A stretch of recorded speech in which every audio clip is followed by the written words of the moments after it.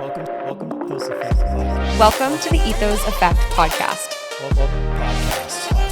After building and learning from failures, We discovered our ethos and leveraged it to scale, sell, and build again our seven-figure businesses. whether you're starting out or leveling up. This podcast is your source for innovation and lasting impact. Thanks for tuning in to this week's Ethos Effect Podcast, and your guest is yours truly. So today I am chatting about managing scale. So this is all about 6 ways that you can manage growth and scale to optimize your business and make sure that your revenue outpaces your costs. So let's get into it. Chelsea Reikus here on the Ethos Effect Podcast. Today we are shaking things up in here. You have just yours truly, and we are talking about how to manage scale in the early years of a business. So let's just jump right to it. My hope is that whether you are, you've been in business a long time, maybe things have leveled out, or maybe you're fresh and things are really taking off, no matter where you are, the 6 principles that we're going to talk about today, you can absolutely implement and you can absolutely take something of value from. So I thought scale, right? I thought making more money, closing more deals, having more business would be amazing. I thought it meant dollar bills, this life of luxury. Whew. I was wrong. I was sadly mistaken because I didn't have the tools in place in my business early on to support the growth that came in, especially those first 2 years. So the reality of managing scale, it doesn't look like somebody sitting on a beach drinking a mojito. It is very different. I think of some examples. Donovan and I literally worked every single Saturday and Sunday for almost 3 or 4 years. When we finally took a vacation, we decided to go to Cuba. It was just a quick weekend. It was like a Friday through Sunday. On Friday, when we landed, we got this email that said that we had closed a deal and they wanted us to be in Miami to do an open enrollment for 500 employees on Tuesday. Yeah, we did not have a vacation, right? We worked that entire weekend and we figured out how to make it happen. I have pictures in my phone of when my brother came down to visit me and we were, supposed to go to the beach and have a good time here in Florida. But instead we were at my office stuffing packets back when paper was cool in 2018. Most of our date nights have been wine with our laptops open at a cigar bar, talking business, talking infrastructure, talking tech. So the reality of managing scale looks a lot different than what you might think it is in your mind. 6 ways to manage scale today. So number 1, we're going to talk about leadership mindset. Number 2 is the timing of scale. When is it the right time for a business? Number 3, you just heard me say it, infrastructure. Number 4, people. Number 5, brand and culture. Number 6, resource allocation. Where are we spending our money? So before we dive into number 1, which is leadership mindset, I just want to talk about the difference between growth and scale. A lot of the times they're used interchangeably, and while that isn't wrong, there is a bit of a difference. So in growth, let's say you close a $100,000 client, right? And this is in the early years of your business, so this is a big win. You might hire 2 new employees, right, to manage that business. And let's just say that each salary is $50,000.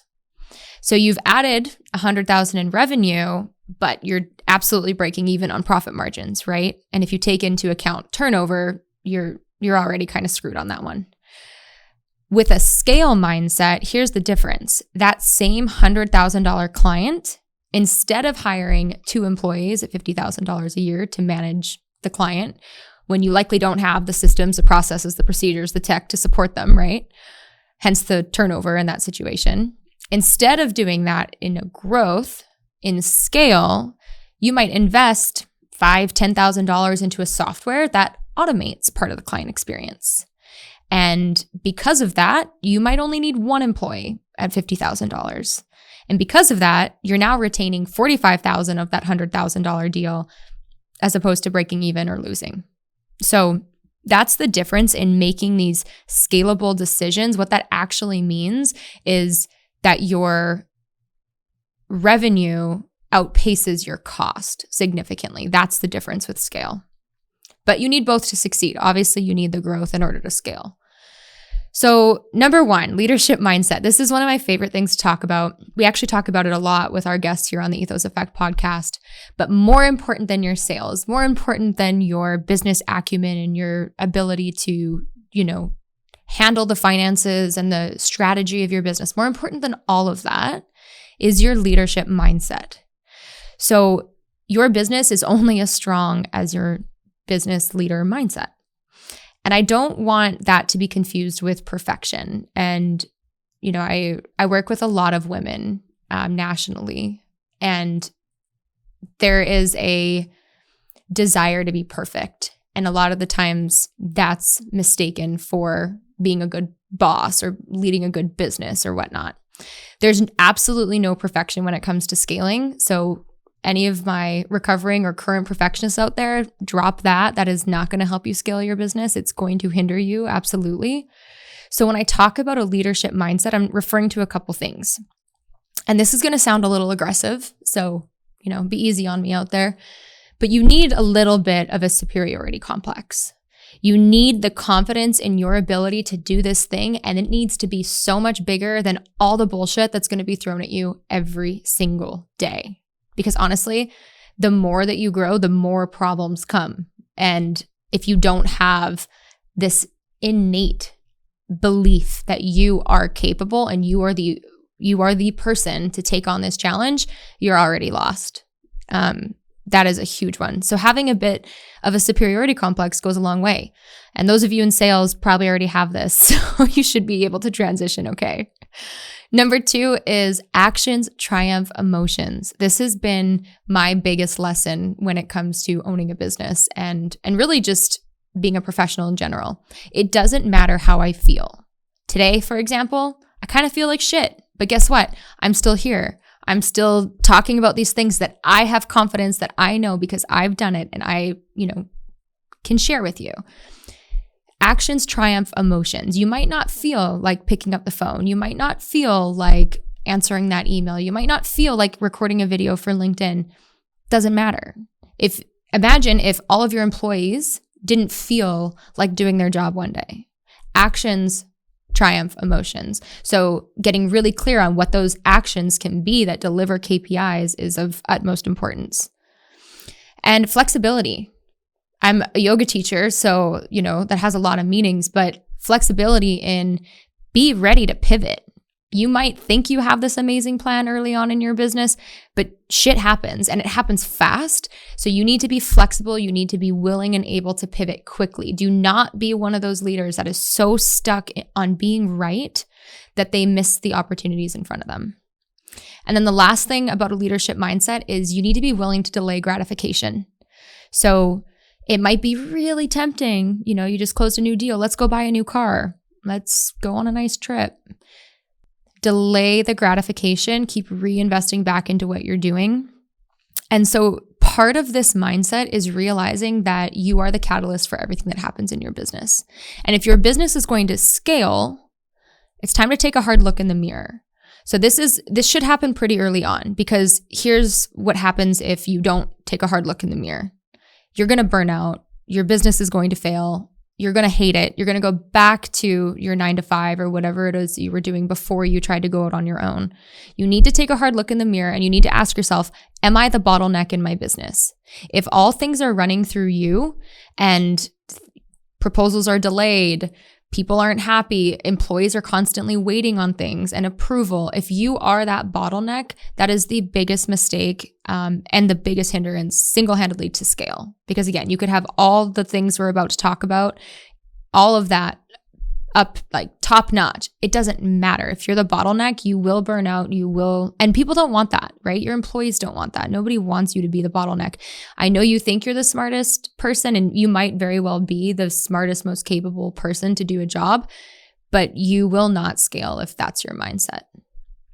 So that's the leader mindset. I'm pretty powerful. I'm pretty passionate about that one, if you can't already tell. So number 1 is look in the mirror. Am I ready for this? Number 2 is timing.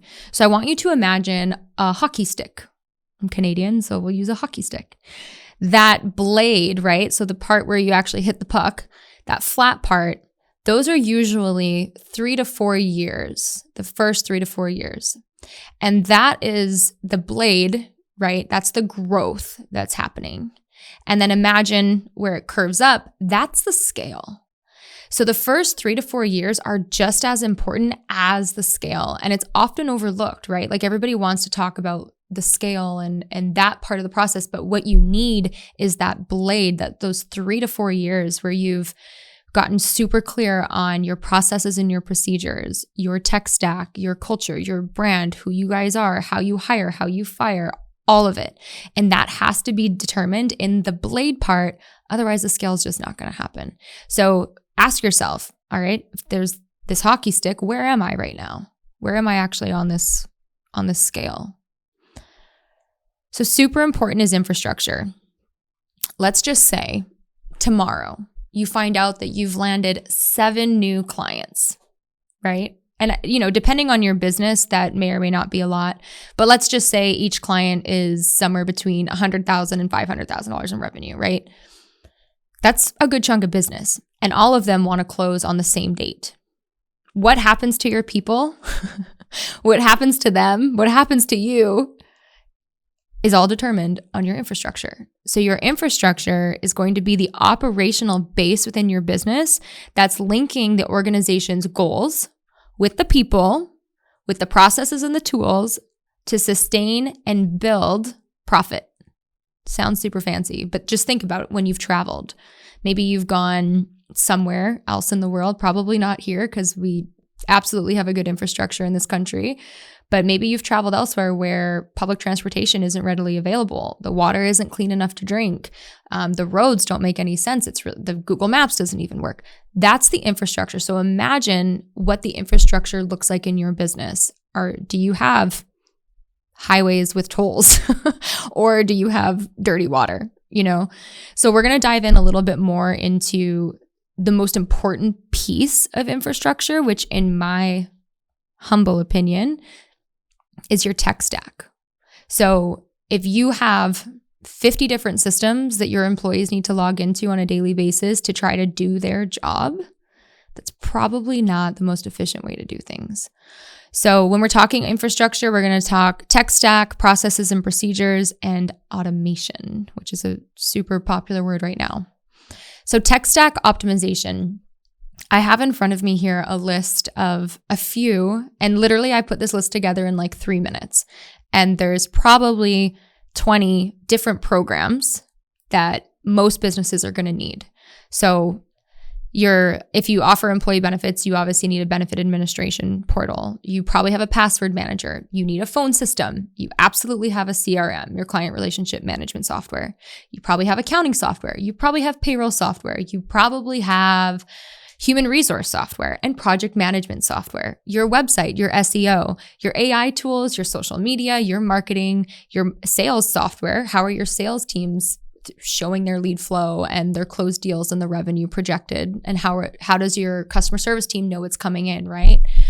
Your servicing ticketing system, that's a huge one. Your client has an issue. How is that being automated and tracked for KPIs? If you have remote teams like I do, you need a software to manage your remote teams. There is so much. We didn't even talk about, file storage, the cloud, the drive, whatever it is that you're using. There are so many freaking systems. So what I've seen a lot of businesses do is a problem arises. Okay, let's find a software to fix that problem. Oh, let's add this AI thing in, right? Time out. The most important piece of your infrastructure is your tech stack. And how are you optimizing your tech stack to try to integrate as many of those pieces of the puzzle as possible? Because nothing kills time like, dual or triple data entry. If that's something that's happening in your business, that's a huge waste of time and not, conducive to scale. So customizing your tech stack is going to be really important. Taking the time to slow down, right, when you're making these tech stack decisions.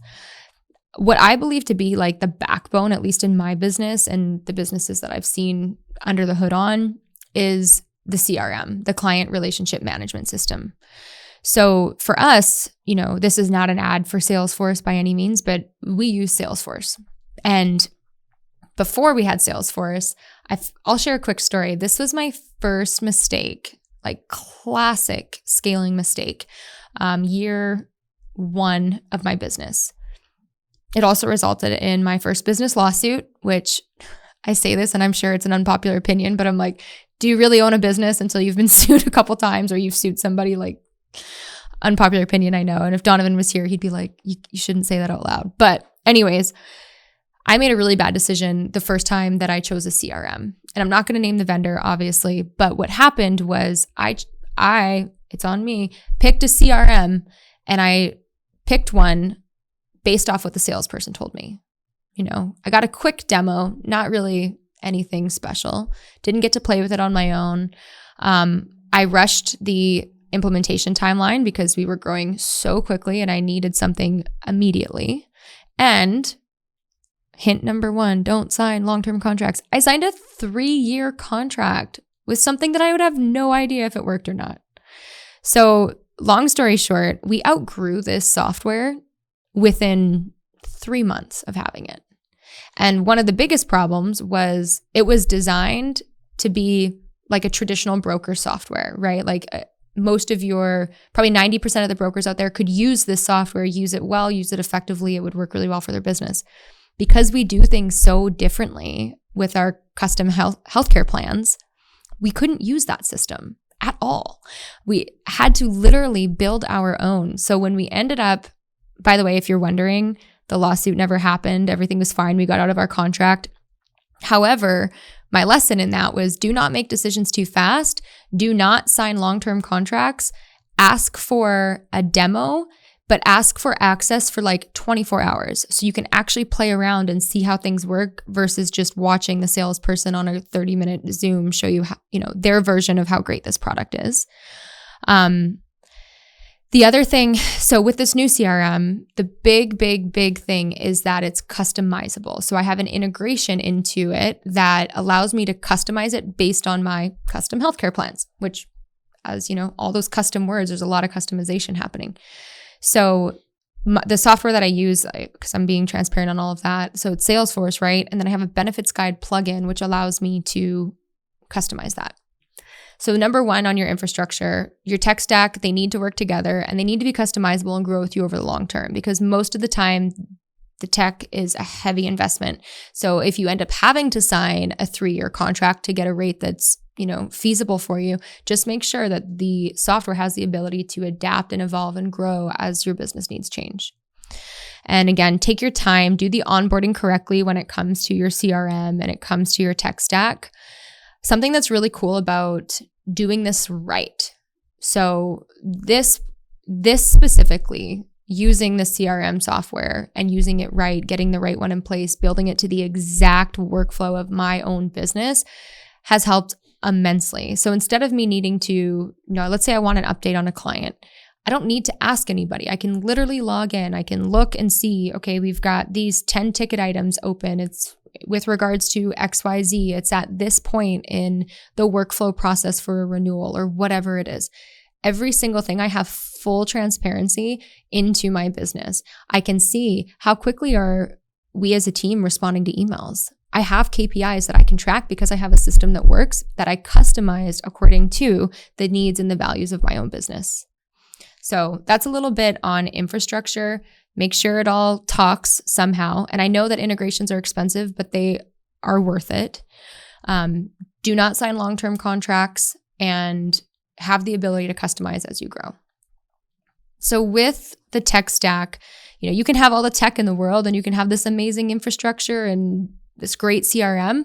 If you don't have processes and procedures, what are we doing, right? I mean, you've just wasted a shitload of money is what I'm hearing. So the whole point of your tech stack and your infrastructure is to support and enforce your processes and your procedures. So this is really important because a lot of leaders want to manage their people, right? But as leaders, we do not manage our people. We need to be managing processes.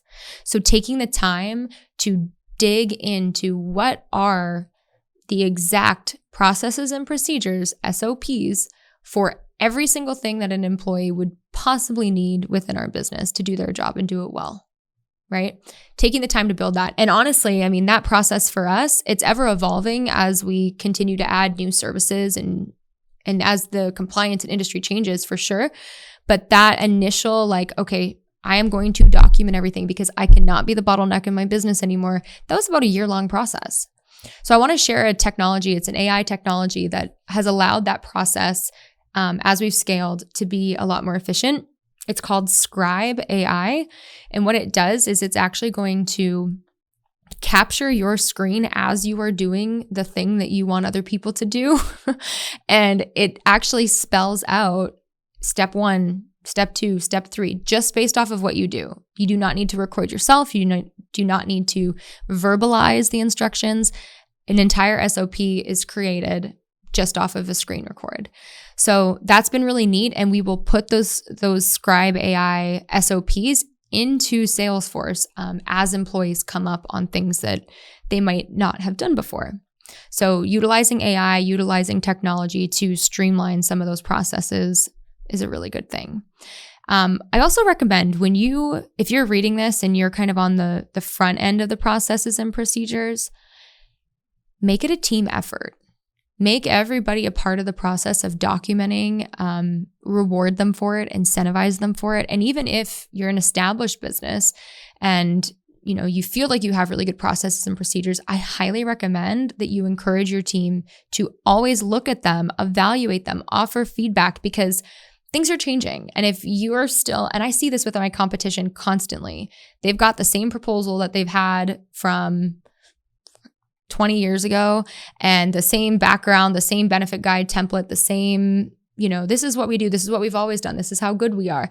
That you need to evolve and you need to change. So even if you have your processes and your procedures pretty nailed down, there needs to be, a consistent effort to look at it and see what can be done better. How can we add AI? Things are changing really quickly. You got to be on top of it.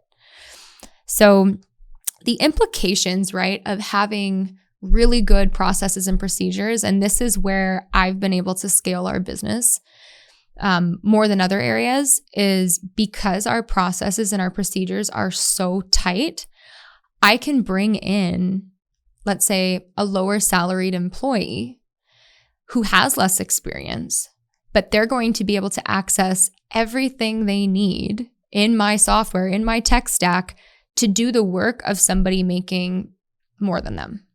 So you can actually save money on your people, right? On payroll, essentially, if you have your processes, your procedures, and a really, really good training protocol lined out. You can take people where you want them to go and bring them in at a lower salary, which obviously scale is when your revenue is outpacing your cost. So that's one great way to do it. But you've got to have all of the tech stack, the processes and the procedures, and your training protocol airtight. So speaking of people, let's get into that one. So our next one here is people. When you think about scaling, what I've heard, and I'm very lucky with the podcast. I get to talk to a ton of business owners. And one of the main things that I've heard over the last few years is people. Oh man, it's so hard to find the right people. And every time I hear that, I hear myself, 6-7 years ago, where I literally thought that everyone else was the problem, right? Like, it's so hard to find good employees. And when I started hiring nationally, and we decided that this was going to be more of a remote agency during COVID, it's like I caught myself saying things like, oh, the talent pool is just so much better nationwide. That's bullshit. That is not the case. What the problem was I didn't have the process and the procedures early on to support the right people. Also, when you're growing really quickly, you make quick decisions, and hiring is not one of those places that you want to make quick decisions in. Trust me. I've done this way too many times. I have another presentation that's all about building culture and like effectively hiring people and an onboarding process and a hiring process. And I spell it all out. So maybe I'll do that for another solo episode here, because that alone has really contributed to scale immensely. So let's get back to people. Most entrepreneurs are going to say that this is the hardest part of a business, right? But there are a few things that can make this less painful, more productive, and more profitable. Do not hire too fast. Have a really, really clear hiring process.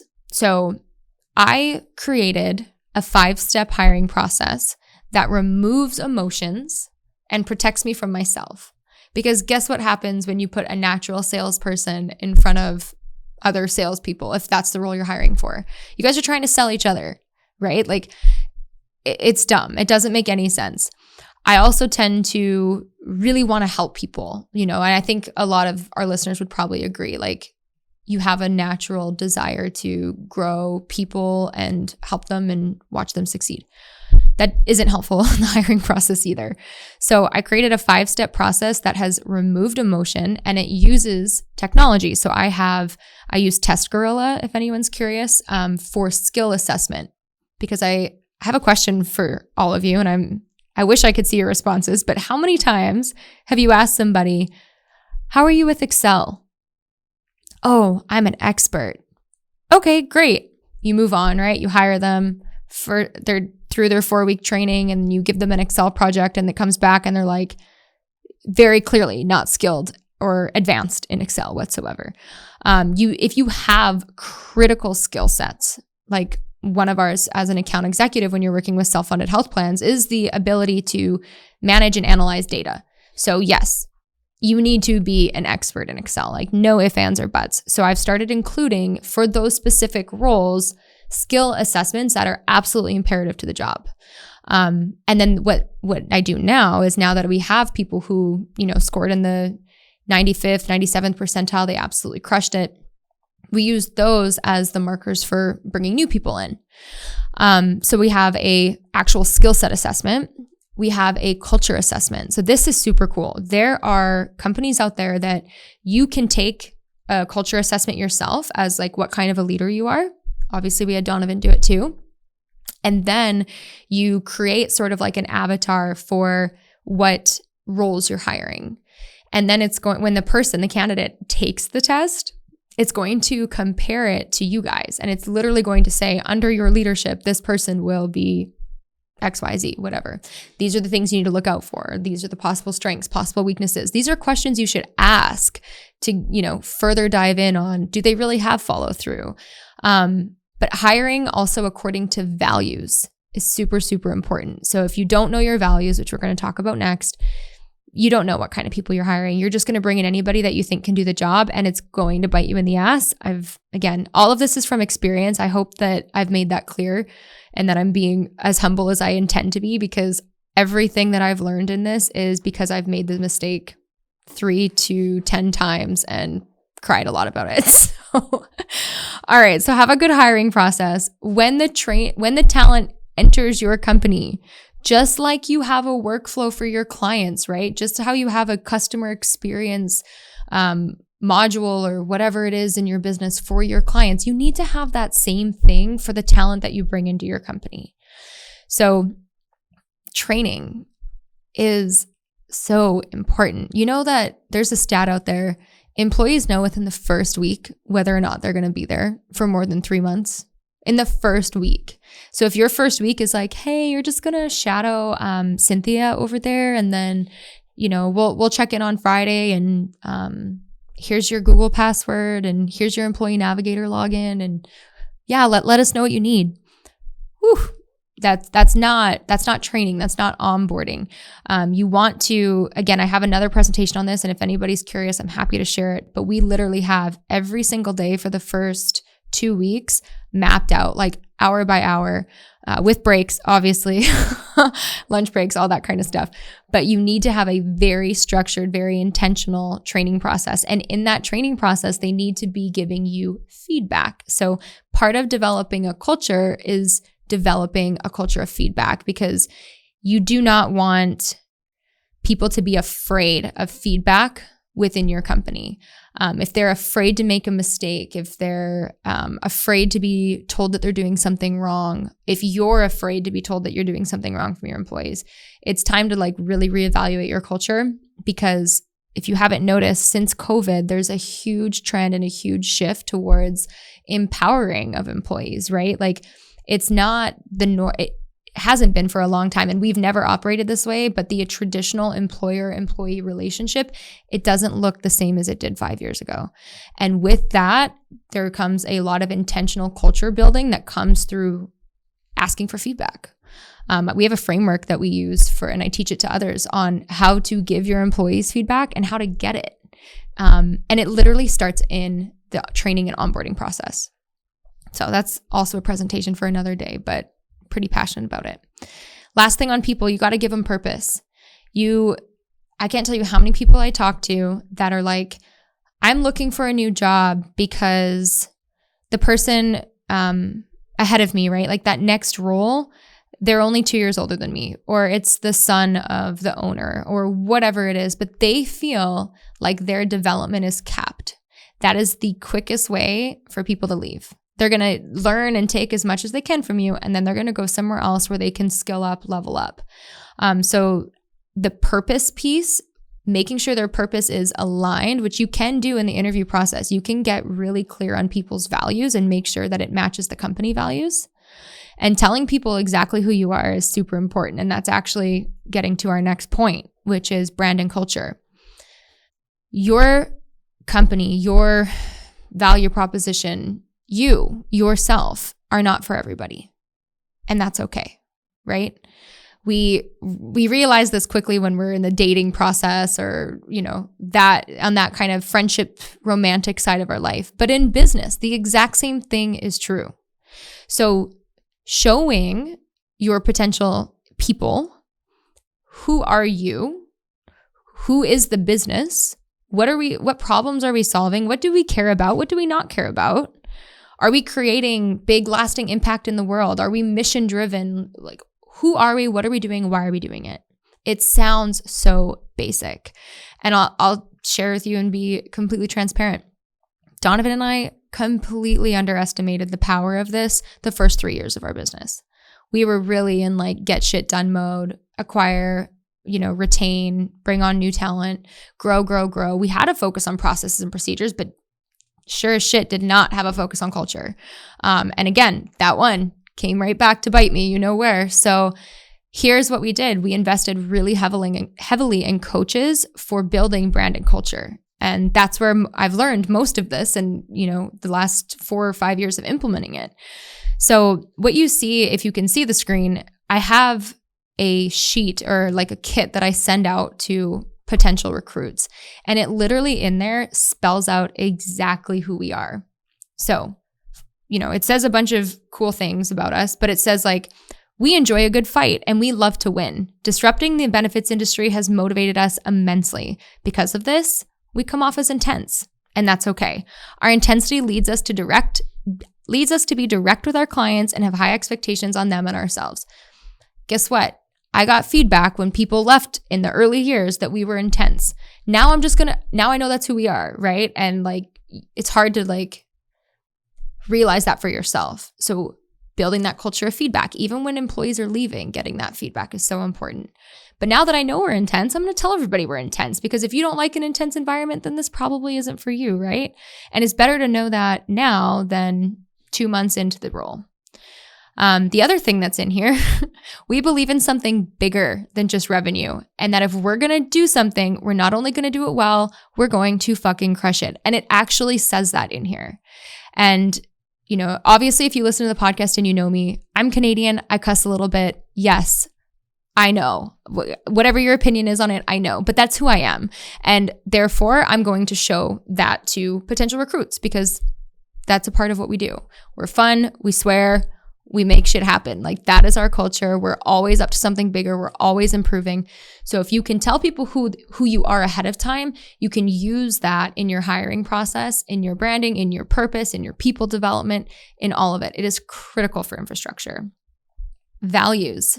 So knowing the values of your company, I highly recommend figuring out exactly what those values are and not just coming into, your weekly team meeting and saying, all right, guys, so here's our 10 values. Don't forget. No, you need your people to live it to experience it, to be able to point it out. I have to say the best compliment that no one's ever given me, but what I've experienced as the best compliment being a business owner is when my employees have literally started talking about our values.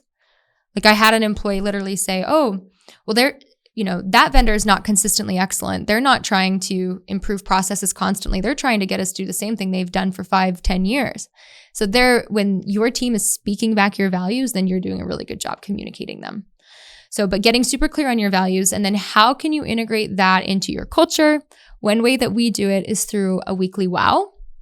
So every single week, the team can nominate each other. We highlight somebody for doing an amazing job and how that interacts with our values.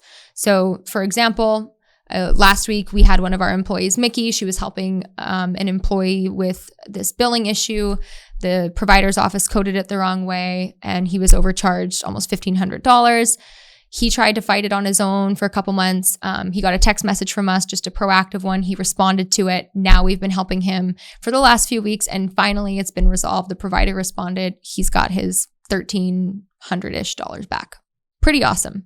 So that's an example of being compassionately consultative. That's one of our values. So we make sure that she's getting the attention she needs on that team meeting. So all of this, right? Everything from hiring the right people, your tech stack, your processes, your procedures, your company branding, all of it is really, really important, but it doesn't matter if it's not holding people accountable to what they need to do, right? So enforcing accountability has been something I've been very interested in over the last few years, because there's micromanaging, there's being a tyrant, there's all sorts of ways to enforce accountability. But my lesson, and what I hope you take away from today, if it's just one thing, is all of your tech stack, your processes, your procedures, your company branding need to enforce accountability. So transparency is one of our big values in the company. So this works for us. It might not work for everybody, but every single week we get super transparent on 4 different pillars in our business. And this is how we use accountability. So the 4 pillars of the business are marketing, sales, service, and leadership. We've listed out KPIs, key performance indicators, and that are important to the success within those 4 departments. So each week we share examples of, for example, I do a lot of the sales. I literally show my team each week how many cold calls I made. You know how transparent and kind of vulnerable you feel when you're showing your team how many cold calls you made, how many appointments you set, and you own the business. It's no joke. But we are able to use the CRM, the tech stack, the processes, the procedures to clearly pull these key performance indicators each week and go through them. So here's a couple other examples. Like for marketing, how many Google reviews do we have? What's the open rate on my newsletter? How many weekly downloads am I getting on my podcast? And remember, marketing is your message getting to the masses, often confused with sales. Sales is one-on-one prospecting. Marketing is your message to the masses. How many followers do I have on LinkedIn? How is the Ethos Benefits LinkedIn growing? How is the podcast LinkedIn growing? How many LinkedIn post impressions am I getting? Literally show my team that every single week. On the sales side, again, I told you I'll show them how many cold calls, how many emails I've sent, how many sales tasks I've completed, how many discovery appointments I held versus set, and how many cases do I have in RFP. On the service side, we use Salesforce, and literally I just pull a report because everything works as it should on the infrastructure side. And of course, let me caveat that there's certain reports that are a pain in the ass and don't pull, and that's life, right? Like you're never going to have a perfect tech stack or a tech stack solution. So keep that in mind. But for example, I like to track with my team, how many total open requests do we have? And I track it by department. So here you're just seeing one department. Closed requests. How many requests did we close from last week? So what is our closing percentage? Obviously, when it comes to service, name of the game is how fast are you responding and how fast are you resolving my issue? So those are the 2 KPIs that we track. How quickly are you responding to the initial intake, and how quickly are you solving the actual problem? Requests that are open 3 days or longer. So this is what is lingering out there that we haven't communicated back to the client. So I tell my team this all the time. You can have the best service in the world, right? Like you could do all the right things, have something in motion towards a resolution. But if you haven't updated the client, it doesn't matter. You didn't do it. None of that's real. It's like, people say like, if it's not on my calendar, it's not real. If you don't update the client on where you're at in a process, it didn't happen. So that's a way that I can easily, using my tech, pull that KPI to make sure that we are, in fact, updating our clients every 24 hours on things that are open. And then with leadership, so we're really big on the entire company having professional development goals, and we're transparent on all of them. So everybody knows if so-and-so wants to be promoted this year to this position, and there is a very clear path for them to get there with certain things that they need to do. So, some people in our agency are doing self-funded courses. Some are trying to get licenses in other states so they can manage a different part of the book. Some are trying to be better at Excel. Some are literally building out new integrations for our tech stack to be more efficient. So everybody, apart from just their role, right? This is that purpose piece in the talent and the people. Give them a purpose that's greater, that actually serves their professional development outside of just your agency or your business. That's when you can invest in people that much, that shows, and they appreciate it. All right, last thing we're talking about today is resource allocation. This one's going to be fast. All I really want to say on this is don't spend money just because you have it. So like when we first started making money, I was driving the shittiest Pontiac G5, 2009, when Donovan and I would drive to Miami at 3 a.m. for meetings, right? So we'd leave Orlando at 3 a.m. We'd be meeting with a company down there at like 8. So we'd, buffer in a little time for Starbucks. We'd hop in my Pontiac G5, Orlando to Miami, 4 hours. And it's dark, it's early, but I'm cranking away because I know I'm going to be in front of people all day. I'm not going to be able to answer my emails. So let's just go ahead and get ahead of it now. Every time Donovan would turn a corner in my Pontiac G5, the AC was broken and it would just gush water onto my feet. Cold ass water, like every single time he turned right. So I would have loved to get rid of that car when we started making money, right? But one of the decisions I made was no, like I'm going to continue to put my money back into my people, back into my processes, back into my tech, back into my clients, back into my education. And I had that car for 10 years. I'm not saying that that's what you have to do. I'm just saying don't spend money because you have it. A really sneaky place where you will want to spend money when you start getting a little bit of success is on marketing. And I highly, highly encourage you to pause, just like you would with the hiring decisions. Don't hire too fast. Don't spend your money too fast, especially on marketing. You really got to get clear on your brand, your value proposition, your messaging, all of that before you start spending money on marketing. Otherwise, you're just throwing more shit into the abyss. It's got to be strategic and it's got to be aligned with the other goals in the business. So the other thing would be obviously budgeting. We've had CPAs and tax planners and people who are way smarter than me on the podcast. They're the ones you want to talk to about budgeting, but just have your experts and have your people that handle that side of your business if it's not you, right? If that's not your skill set. Staffing appropriately. Do not be overstaffed. Do not be understaffed. There are, I read a lot of articles about employees and their satisfaction and things that they don't like. One of the things that is happening to employees right now that they don't like is this thing where somebody leaves and now, employee X is now taking over that person's workload and they're having to develop a new skill set and they're, and it's in the intern, but there's really no indication of how long it's going to be like this. And they're just expected to have the same pay rate, manage twice the workload. And there's just this like skill shifting expectation happening on employers.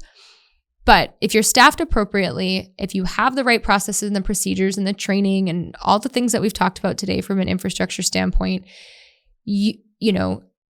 it'll be less painful when you have to hire somebody really quickly or you have to fire somebody. If you have all those things ready to go. Hold every dollar you spend accountable to ROI. And then look for utilization or performance-based arrangements. So this is something I really wish somebody would have shared before I signed that 3-year CRM contract that, I didn't need.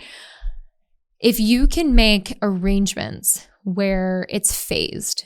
So for example, we just started a new project, a new SEO initiative with a lot of the marketing stuff we've been doing recently. And instead of the first proposal that hit my desk, it's like, I don't know, $10,000 or $12,000. I'm like, okay. It seems to me there's a lot of things that need to happen before I get the return on investment of this $10,000, $12,000, whatever the proposal was. So I asked them, hey, give me a phased proposal.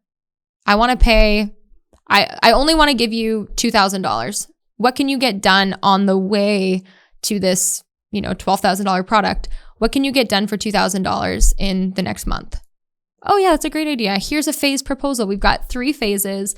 Blah, blah, blah. You can ensure that it's the right vendor for you, because things happen and you don't want to be trying to get that money back after the fact. So phased proposals, huge fan of. Utilization, so only paying for things when you use them. I love that model. And then performance-based arrangements. And we actually do this with our clients. So we will say, especially if it's a new relationship where we're building trust, hey, we will take a lower monthly fee.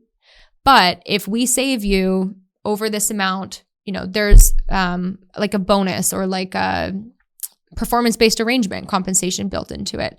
That really shows that you believe in something. So looking for vendors that are willing to do that, that means that they are 100% behind their product. So that was how to manage scale. I know that was pretty, quick from the perspective of we really could have dove in, I think, a lot more to each one. But just as a reminder, the 6 ways to manage scale. You've got that leadership mindset. Do not be the bottleneck in your business. Look in the mirror. Know that it starts and ends with you ultimately. Timing. If you're in the blade phase of that hockey stick growth, do the work that sucks. Like get clear on all of it because it's ultimately going to impact your scale. Infrastructure. Your processes, your procedures, your tech, everything needs to support and accountability and the mission of the business. People, don't hire too fast. Once you have the right people, take care of them. Give them a path to growth. Recognize them. Get them involved. Get feedback. Brand and culture. Know who you are. Communicate it effectively. Eliminate surprises for everybody. And it honestly empowers people more than you could possibly imagine. And then last but not least, resource allocation. Do not spend money just because you have it. Well, there you have it. Thank you for listening to the Ethos Effect podcast. I hope this talk today on how to manage scale was helpful for you. As always, I'd love to hear your feedback. Don't forget to like, share, subscribe, and let us know how we can continue bringing relevant content to you. Thanks.